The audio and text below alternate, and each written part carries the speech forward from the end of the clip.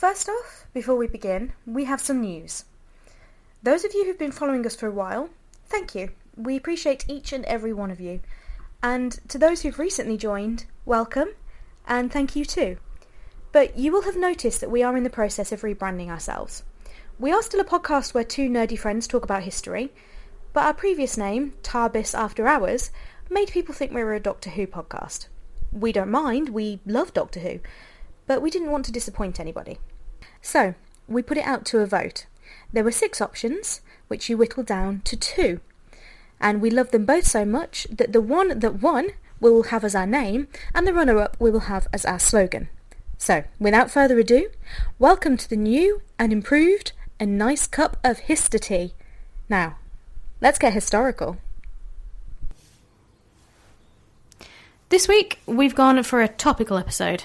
I can't wait. It's so interesting. Indeed. It's the 23rd of April, which can mean only one thing. St. George's Day! Well, in actual fact, it's both. But as much as I love Shakespeare, we'll be focusing on the other reason to celebrate today. And in our ridiculous death, you'll find out why bridge planks and butts don't mix. So, let's settle down, grab our research, and cry God for Harry, England, and St. George! Dude? Yeah? No, Shakespeare. Okay, last one, I promise. So, what do we know about St. George already? Well, he's a patron saint of England, a saint of Catholic and Christian churches, and is best known for slaying a dragon. But did you know that England's number one saint may have actually hailed from Turkey? Then, what? Yeah. Okay, you need to explain. Yeah. Well, as with a lot of historical saints, there are more myth than truth, and not much is really known about them. So, just like we did with Valentine and Nicholas, we'll be going for the most populous stories about them. So, George came from the Cappadocia region of ancient Greece, that's now located in modern-day Turkey, and is a region from Mount Taurus to the Black Sea. Firstly, we're not entirely sure when he was born, even though we roughly know where. The common belief is that he was a Roman officer with Greek ancestry. His father was martyred, meaning that he died for his faith, when George was only about 14 years old, and his mother fled with young George back to his birthplace in modern-day Syria. Sadly, though, she died just a few years later, leaving George, now a grown man, to fend for himself. He decided that a military career would suit him just fine, so he travelled to Nicomedia, again in Turkey, and one of, if not the, foremost capital city in the then Roman Empire. And it remained that way until Emperor Constantine settled instead on Constantinople. Here he enlisted in the Roman army, but it soon came to his attention the way in which Christians were being treated by Rome, namely the persecutions that were taking place under the then Roman Emperor Diocletian. He began to protest against it, and this wasn't received very well by his superiors. Eventually, his protests got a bit too much when he reportedly tore up an order from an emperor. Yeah, right. He had some cojones. Too much. Too much. He did. And he was imprisoned and tortured in an attempt to get him to renounce his faith. Okay. They used every torture technique available on him, but his faith didn't waver. And he was true to God until the very end. George withstood it all until eventually his captors ran out of ideas and there was only one option left to them. Wow, that's tough. He's a strong guy. He was a strong dude. Yeah. So, on the 23rd of April, 303 AD, or CE, he was dragged through the streets. And that's Diospleos, now Lydda in Palestine. Yep, and he was beheaded. Oh. This was named as St. George's Day in 1222 in honour of his highest sacrifice. Now, legend has it that the wife of the then emperor was so impressed by George's steadfastness and the loyalty to his faith that she converted to Christianity. Ah. Which is quite a nice little bit of legacy, I guess. But also, did she not witness what happened to him for being Christian? Well, look at what happened to her. She was later executed for her faith. Yeah. Did she not think that, oh, this guy's a Christian and they've killed him for it? But Christianity seems fun. Yeah, early Christianity was not fun. No. As well as being the patron saint of England, he's also the patron saint of Aragon, Catalonia, Georgia, Lithuania, Palestine, Portugal, Germany, Greece, Moscow, Istanbul, formerly Constantinople, Genoa, and Venice. I was going to say, you're going to take a breath in that and talk, Harry? Gets better. As well as places, he's also the patron saint of soldiers, archers, cavalry and chivalry, field workers, farmers, riders and saddlers, and he's meant to help those with leprosy, plague and syphilis. He's Wow. a busy guy. He is. He's a saint of many things. Yep. But our narrative does seem to be missing a certain winged something. A little something, something. Where's the dragon? Well, that didn't actually come to the public attention until the medieval era. This is when the ideas of knights and chivalry really hit their peak, with the tellings of the tales of King Arthur and his knights, the code of chivalry and the Crusades creating this notion of the Miles Christi, or Knight of Christ. Who better to embody this and act as a role model than the soldier who heroically died for his faith? Whilst a lot of sources differ on the details, one of the main ones is from William Caxton in 1483 as part of a book called The Golden Legend, which in turn was a translation of a work by French Bishop Jacques de Voragine. And this book and the invention of the printing press opened the legend to mass consumerism until it basically became the go-to idea of St. George. In the legend, there is a town in Libya called Cyllene, and Cyllene had a not-so-secret secret. On the edge of the town was a huge stagnant pond, and making its home in this pond was a dragon. Now, in legend, not all dragons breathe fire. Some have blood and saliva of venom, like giant winged snakes. This was one of those, and its venom had poisoned the land around it whenever it left the pond to feed.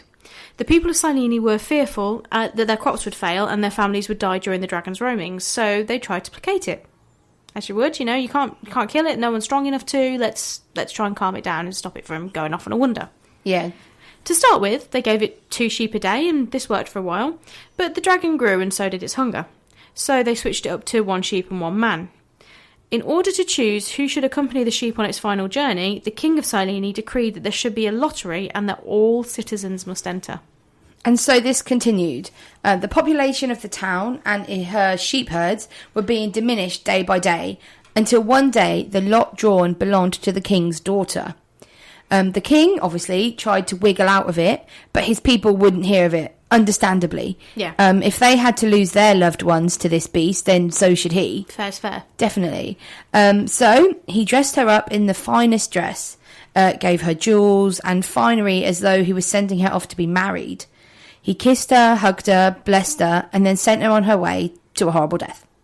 Nice. Great parenting there. Yep. So there she stood, probably tied to a stake, as that's how these things seem to be done, with only a sheep for company, and whilst thinking whether this would be quick, and if she could try and bargain with the dragon, King Kong styley. Yeah, like Fay Ray. Yeah.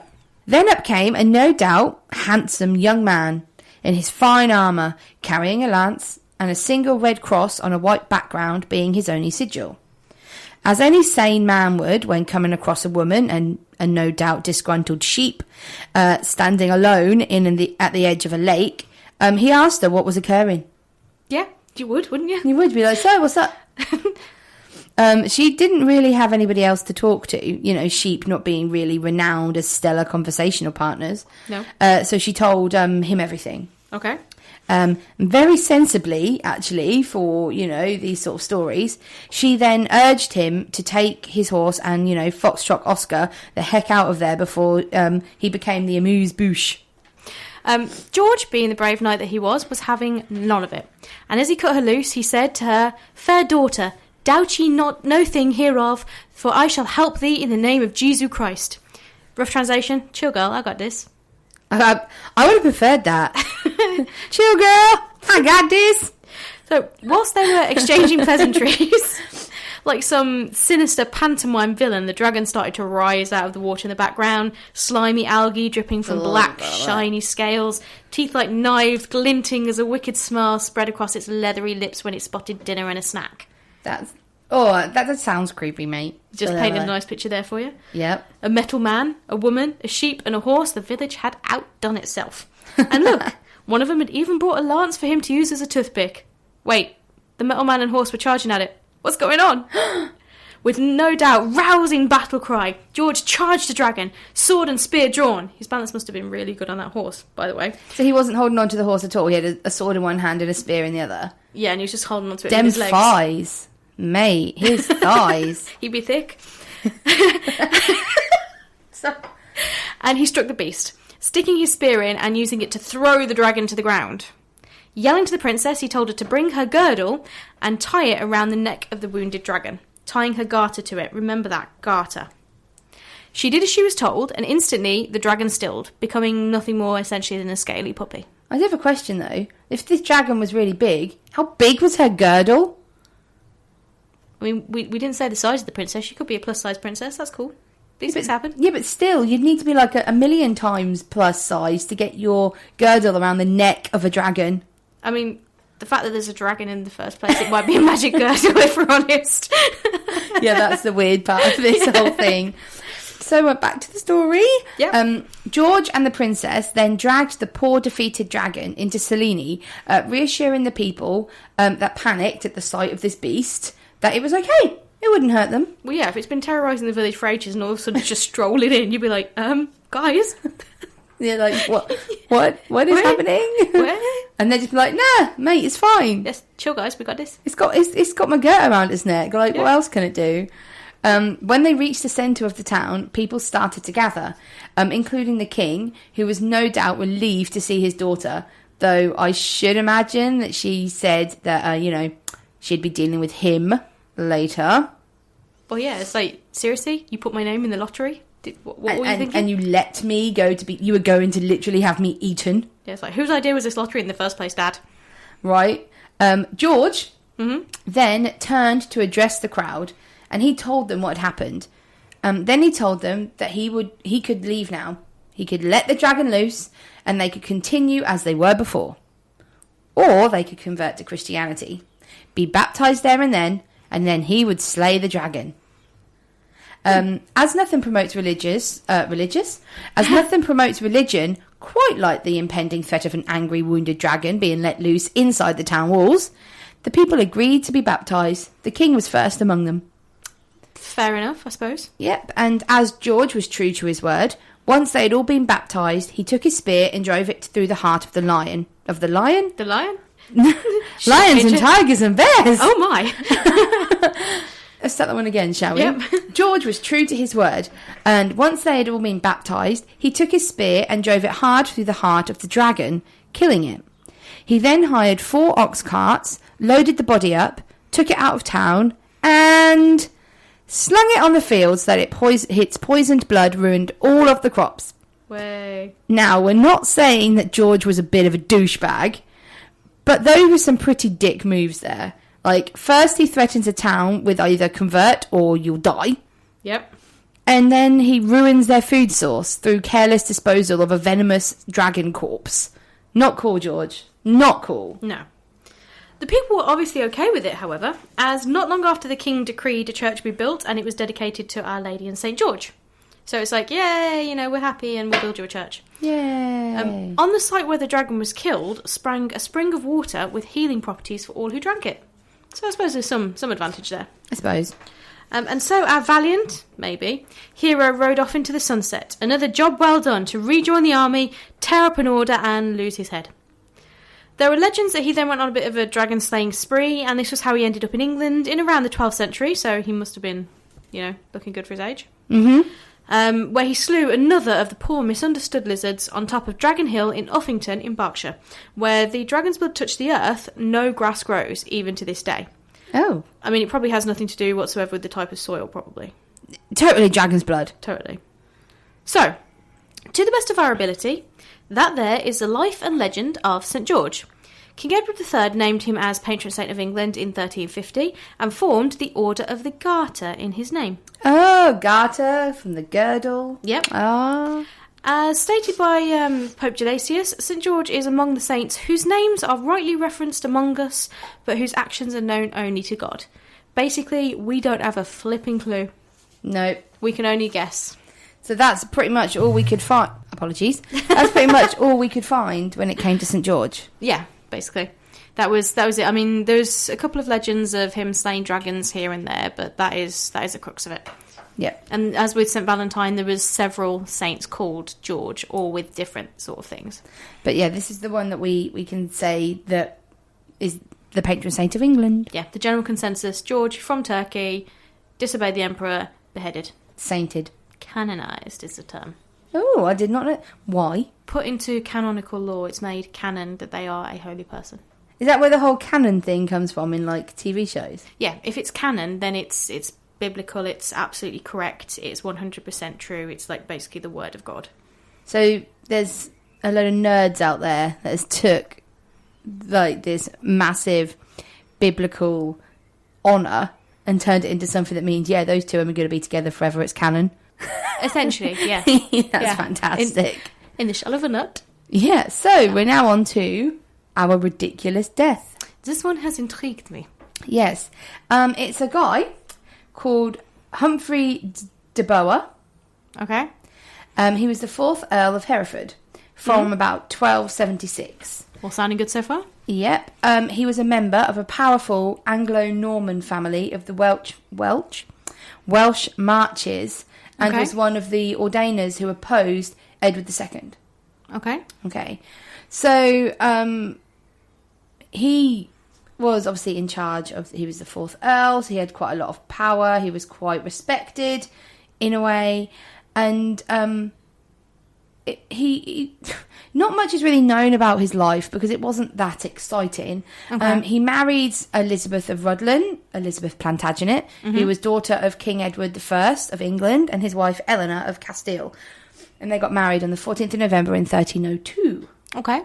They then had an unknown number of children, but probably 10.